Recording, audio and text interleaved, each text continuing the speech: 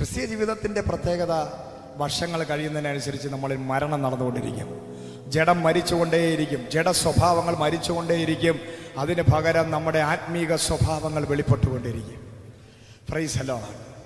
അതങ്ങനെ സംഭവിച്ചില്ലെന്നുണ്ടെങ്കിൽ നമ്മുടെ ആരാധനയും പ്രാർത്ഥനയും കയ്യടിയും ഇതെല്ലാം വെറുതെയാണ്. നമ്മൾ ദൈവത്തിൻ്റെ മഹത്വം വെളിപ്പെടുത്താൻ വേണ്ടി വിളിക്കപ്പെട്ടവരാണ്. നമ്മളിലൂടെ ദൈവത്തിൻ്റെ മഹത്വം വെളിപ്പെടുത്താൻ ദൈവം ആഗ്രഹിക്കുകയാണ്. Praise the Lord. ഹല്ലേലൂയ. ഞാനോ കുറയണം, കർത്താവ് എന്നിൽ വളരണം. ഹല്ലേലൂയ. കർത്താവ് നിന്നിൽ വളർന്നു കഴിഞ്ഞാൽ നീ ഫലം കായ്ക്കുന്നവനായി മാറും. നിന്നെ ഫലം കായ്ച്ചുകൊണ്ടിരിക്കും. നീ തൊടുന്നതൊക്കെ അനുഗ്രഹിക്കപ്പെടും. നീ ആറ്റരുകത്ത് നട്ടിരിക്കുന്നതായ ഒരു വൃക്ഷം പോലെ ആകും. നീ തക്ക കാലത്ത് ഫലം കായ്ക്കും. നീ വർഷങ്ങൾ കഴിഞ്ഞല്ല ഫലം കായ്ക്കുന്നത്. നീ ക്രിസ്തുവിലാണെങ്കിൽ, വചനം ധ്യാനിക്കുന്നവനാണെങ്കിൽ, നീ നല്ല വൃക്ഷമാണെങ്കിൽ ഇന്ന് ഫലം കായ്ക്കും.